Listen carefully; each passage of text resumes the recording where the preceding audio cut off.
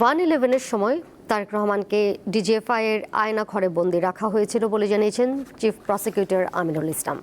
শনিবার ডিজিএফআই এর GIC sell নামক গোপন বন্দিশালা বা আয়না ঘর পরিদর্শন শেষে তিনি কথা বলেন। তিনি বলেন, বিগত সরকার শেখ হাসিনার নেতৃত্বে একটি অমানবিক রাষ্ট্র কায়েম করেছিল।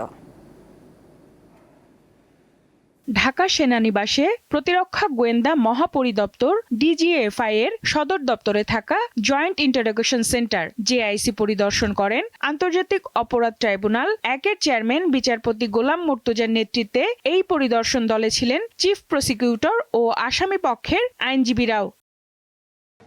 পরে গণমাধ্যমের সাথে কথা বলেন চিফ প্রসিকিউটর, জানান বিগত আওয়ামী লীগ সরকারের সময় ভিন্ন মতের অনেক ব্যক্তিকে বছরের পর বছর আয়নাঘরে আটকে রেখে নির্যাতন করা হয়েছে। 1-11-র সময় আজকের মাননীয় প্রধানমন্ত্রী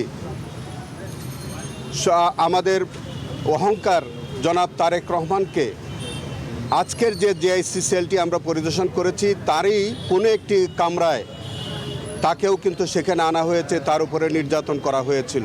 5 আগস্টের পর জিআইসি সেলের অনেক আলামত নষ্ট করা হয়েছে বলেও অভিযোগ করেন তিনি। 5 আগস্টের পরে নতুন করে পেইন্ট করে দেওয়া হয়েছে, অনেক জায়গায় সিমেন্ট দিয়ে এবড়ো করে ওয়ালগুলো আগের যে অবস্থাটা সেটা নষ্ট করে দেওয়া হয়েছে। কারণ হচ্ছে যে তারা কিছু অনেক বন্দীরা তারা লিখে রাখতো। আসামি পক্ষের আইনজীবীরা জানান, অপরাধ প্রমাণের জন্য যথেষ্ট তথ্য প্রমাণ নেই জিআইসিতে। যেটা আমরা আজকে ভিজিট করলাম, এটা মনে রাখতে হবে যে joint interrogation cell that is JIC, এটি একটি আইন দ্বারা প্রতিষ্ঠিত 90-এর দশকে একটি প্রতিষ্ঠান, just like any jail or any facility. Prosecution কোনো যারা আসলে ঘটনা ঘটিয়েছে তাদেরকে হয়তো খুঁজে পায়নি দেখে স্কেপগোট হিসেবে আমাদের এই 3 জেনারেলকে আসলে ফাঁসানোর এখানে প্রচেষ্টা চলছে।